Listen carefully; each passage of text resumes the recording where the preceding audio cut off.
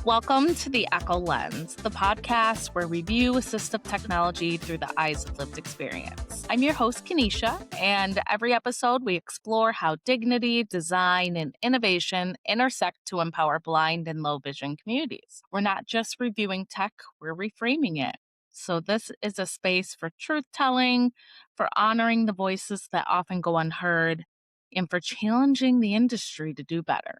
So, whether you're a developer, a user, or someone who simply believes in equity, you're in the right place. This is the EKO Lens. Let's take a closer look. And welcome back, everyone. This week we have Alyas, and they are such an amazing person that I came across on social media. They are a human rights activist whose passion is really to help people. And he lives with a visual impairment. I'll let him tell a little bit of his story, but he completed his higher education in Canada. So you received your first bachelor's in sociology from the University of British Columbia, second bachelor's degree in teacher education, and you're located in Canada, which is really cool. So I'm super excited that I found you.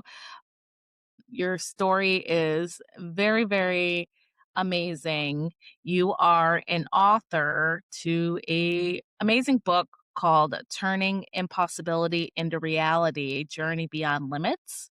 And it talks about your story of losing your sight and cultural adjustments and financial difficulties and all of these different things that you've endured on your journey. So thanks, and thanks for being here today.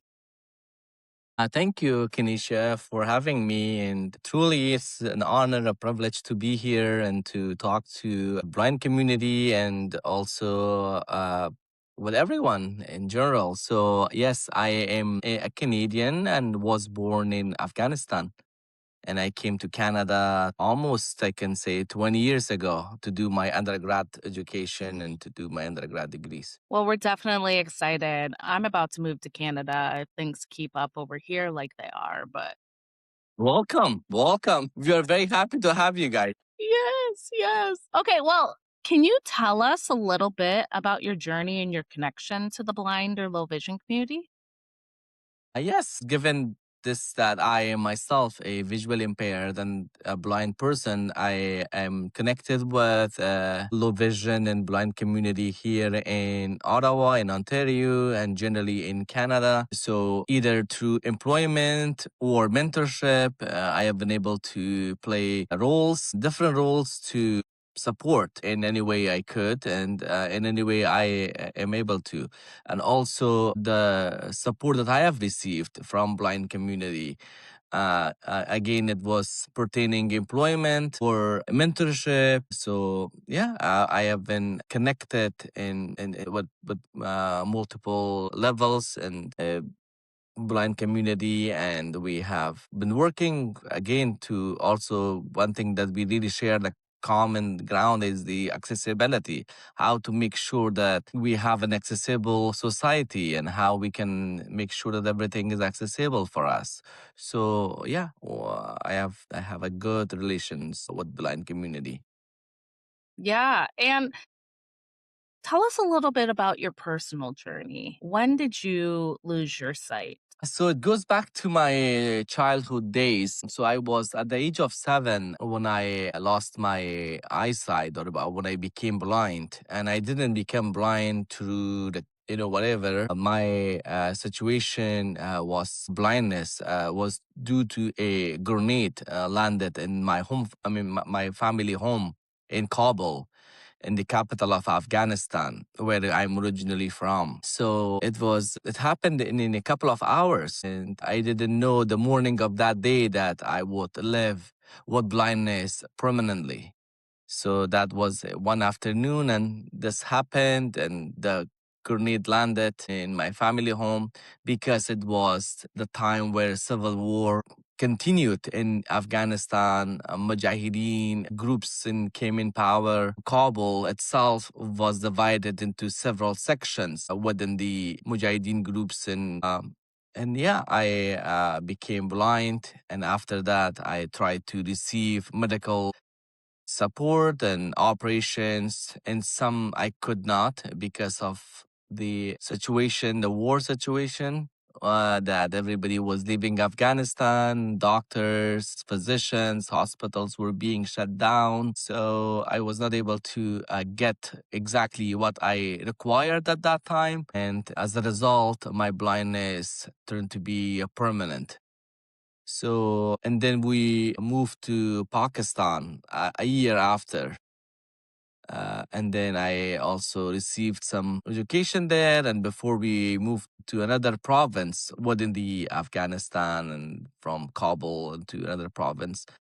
So yeah, it was a very difficult situation, and something that I can't even describe how difficult it was.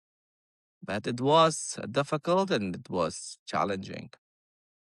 Well, I can't imagine. And this happening in the middle of a war, essentially, correct? Right? Mm. In Kabul. We talked about in our pre-conversation a little bit, and I was looking the history up and looking at this and thinking like this, I mean, this genocidal stuff is still going on to this day, right? Oh my gosh. It is And horrible.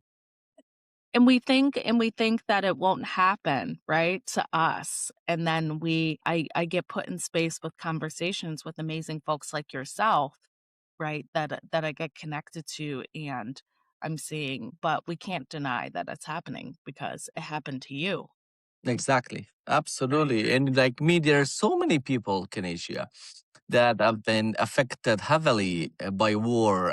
Either was and is displacement, disability, killing.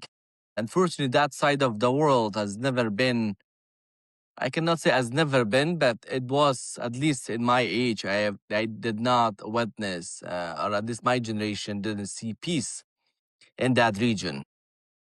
Before in 1950s, or before that, Afghanistan was peaceful, and a lot of Americans, Canadians travel to Afghanistan, and I read the books, and it gives me good perspective from those times or those days. But nowadays, in my generation, we didn't see peace, not only in Afghanistan but in that side of the world. So that's so much to have on your shoulders as you're going in, right? And then yet you still prevailed and you went to college and you got all of your degrees and you wrote a book and you started a nonprofit. Tell us a little bit about your nonprofit work. So, Kanisha, when I lost my eyesight, I never lost my hope. And that's why my last name is Omeed. And Omeed means hope in Persian, because I never thought what I do not have. I always thought, and I still think, and I will be thinking that what I have and what I can do with what I have. So when this happened, obviously I started to receiving education and building connections and learning more about myself and learning more about the society, learning more about the world and all that. Because I'm sure all blind folks out there will will share this feeling that blindness or disability, in my opinion at least, it gives you an opportunity to think who you are, and it gives you an opportunity to discover your skills, your hidden skills. So to me, that blindness is a turning point in my life. And I have learned a lot from my disability, from my challenges. I believe that we learn from our challenges a lot versus when we are privileged. So at the age of 15, 18, 19, between 15 to 20, I learned about nonprofit world, about nonprofit organizations, their active roles, what they can do to a society, and how people could be benefited by these local slash international organizations, specifically when it comes to nonprofit world. So I started thinking about, and I started working. So I joined an organization when we returned from Afghanistan, or moved back from Pakistan to Afghanistan, with an organization called CRS, and it stands for Catholic Relief Services. I was working as a translator, English to Farsi and Farsi to English. And later, I joined another international organization called Humanity and Inclusion, which at the time used to be called Handicap International. And these places gave me good perspective and really taught me that what nonprofit does. So, and later I joined the Afghanistan Independent Human Rights Commission as a human rights trainer. And I did all of these things at a very young age. I was even not 21. But bottom line, I wanted to show to the society, to the people that who didn't or do Yeah. not believe disability. That disability is it could be overcome and could be accommodated.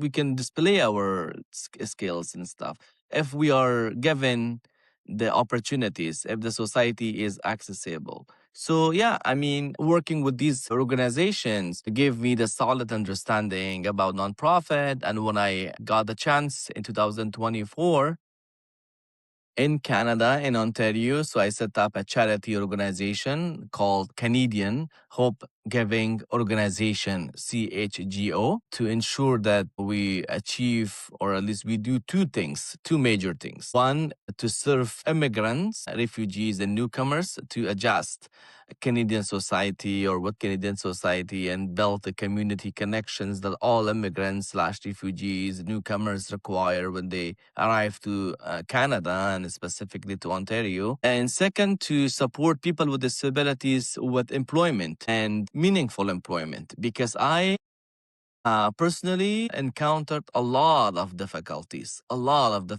to secure meaningful employment.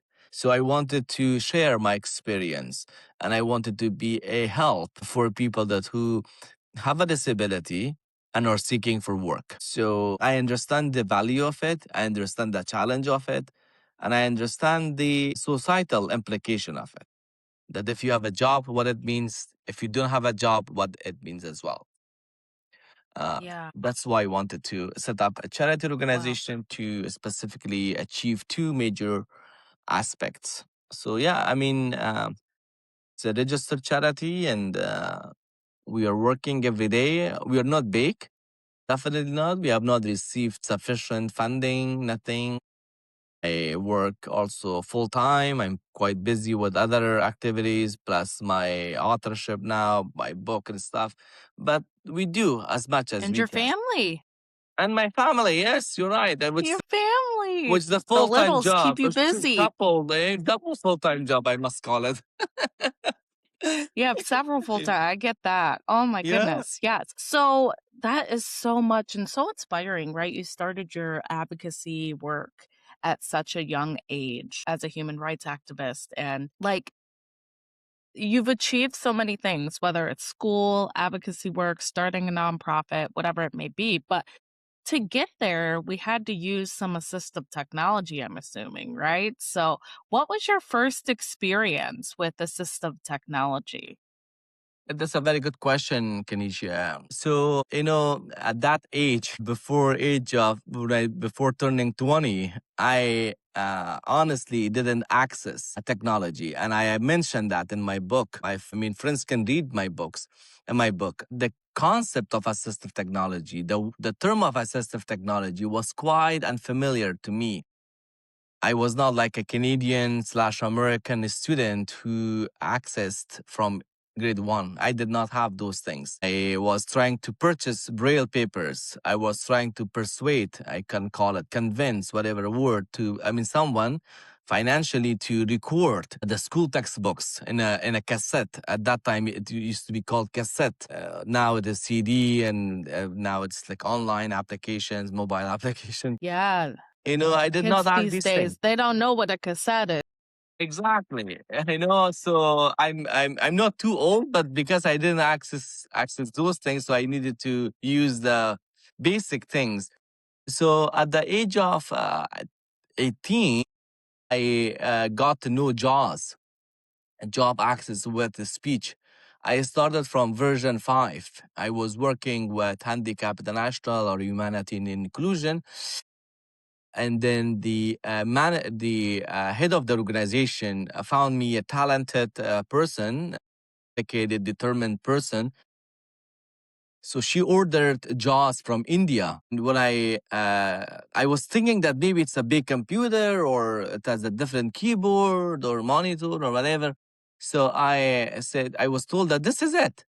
And I didn't know. It was a regular computer, but I didn't know that it's a CD, it's installed in a computer and everything stays the same. And so from those days and from that level of knowledge, I started using assistive technology. And right now I have iPhone 17 Pro Max. From those days with those little tools to now be able to teach other blind people or sighted people, because my wife is sighted.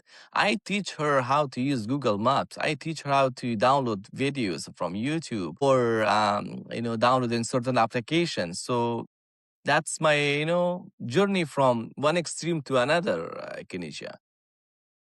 That is a big extreme. I'm still learning how to use like the things on my iPhone, and I just started using Fusion. We talk about a lot. So it's like JAWS and the magnifier together. So I'm still trying to figure some of that out too. So you teach assistive technology, don't you? I do, yes. To others. Yeah. Yeah. Right. Tell us a little bit about that. Yeah, I have been doing that for 5 years now. So I've been teaching assistive technology, advising accessibility, because my full-time job with government is to advise, is to work and also to test assistive technology websites and making sure that they're all accessible and user-friendly, and also teaching privately, I mean like voluntarily with folks how to use iPhone, how they can access email, and how generally assistive technology is used from JAWS to mobile applications and Apple products. So not only in my role with government of Canada, but also voluntarily and in my free time, help blind folks and sighted folks. I love that. I love that. And so you're immersed in the technology so deep right now, and a lot of like we love to talk about what we'd love to see. Like, is there a tool or some technology that you wish existed today, like that would just make things so much easier? What do you think? Yeah, it's a good question. I think there are so many things that we as blind people require and would like to see better things. Like sometimes I see, like, still we need a lot to go and a lot to do. There are certain tools like, let's say, a TV or I know that there are Apple TVs and that has a voice, but they have accessibility issues and some of them are not accessible. And with the apps that we use on daily basis, they have some technical slash accessibility issues, specifically with the updates that arrive or come. And also what I really like to see in the future is a driverless car that is out there, and we have been talking about it. So hopefully one Yeah. day we can drive, and with the just double tap we can get somewhere and put the maps. And so that's something that I would like to see in the future. Yeah. And yeah. So right, and the driverless cars that we have now aren't really like set for us to be in the driver's seat. They're set more for us to be the passenger, right? Correct. So there are some in the US that you can get more like a Uber type thing. And then Teslas are self-driving. They're very interesting, but I don't think that they're made for blind folks to drive, because you still have to be alert, right? Like to Exactly. be able to know. So yeah, it's very interesting, like the technology. And I think that would be cool too, to have like some cars that could drive for us. So what is something that you rely on every single day? Assistive technology wise, Yeah, or yeah. generally? Assistive technology wise, Yeah, what is yeah. something that Yeah, I mean, JAWS, obviously, I do a lot of testing with JAWS, and also NVDA, the non-virtual desktop access, and obviously VoiceOver with phones, Apple products. So I rely on these products, these devices on daily basis to do what we need to do. let's Yeah. say going somewhere, I use Google Maps and to check the bus time and stuff like that. And also when it comes Yeah. to searching and Google, obviously it can be done with phone, with a computer and JAWS, all that. Yeah. What's really cool too is, I don't get a lot of folks saying that they go more the Android route when it comes to phone I know. and even computer and stuff like that. I think it's just, I don't know, Apple made it so user friendly and easy to navigate. I wonder if there are folks out there that are listening that are blind, low vision, and they prefer Android. Like, please reach out and let us know. I'd love to learn more on that aspect of things. Yeah, But I'm curious I too. feel that Apple does make it. Yeah, you're curious as well? Yes, I am actually. Yeah, yeah. Because some of the clients that come to me, I also have seen a lot of Apple users and JAWS users. I have not seen as Yeah, many as I see Android users as much as I see iPhone and Apple products. yeah. Same, same. And I think it's just the accessibilityness of how simple it might be a little bit to be able to navigate. So I love this conversation. It's great. And your story, it's just so inspiring, right? And talks about like overcoming this huge hurdle that you had to. And was anyone else in your family hurt, or you were the only one that lost their sight? Yeah, my brother's sister-in-law also was hurt and got hurt, but not as severely as myself. So yeah, it was because she was next to me at the time. But she's okay. Yes, I think I am the one that I became permanently blind in that incident. Yeah. Well, thinking ahead to the future a little bit, um, what do you think the next generation of innovators and designers and advocates really need to understand about the blind community? The resilience, I should say, the resilience of blind people, that commitment, the determination of a blind community, and generally people with disabilities.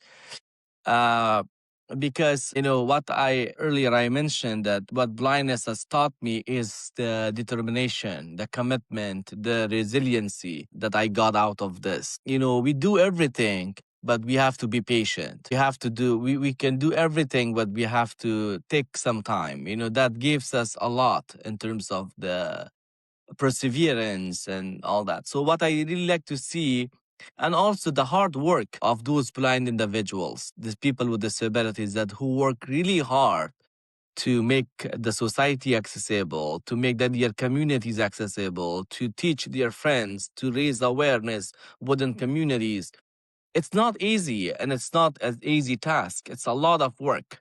And what I really like to see for the next generation is the hard work, is the foundation that every day and each blind and people with disability lays foundation for future. And that's what I would like to see and move where they possibly stop, because one day everybody we will die. So that's what I like to see for next generation, to pay homage, I must say, to what things have already been done. Yeah, I love that. I love that so much. And I'm looking forward to reading your book, Turning Impossibility into Reality, A Journey Beyond Limits. I downloaded it on Kindle. It was easy to download for the ebook version. And I'm looking forward to reading it this week. I'm Yes, finishing please. up one right now. So it's on my radar, my TBR to be read. There you go. And then you will Yeah. get to know me more. I always joke with my friends. I tell them that if you read my book, then you will not talk to me. That's what I say about my book. If you read my book.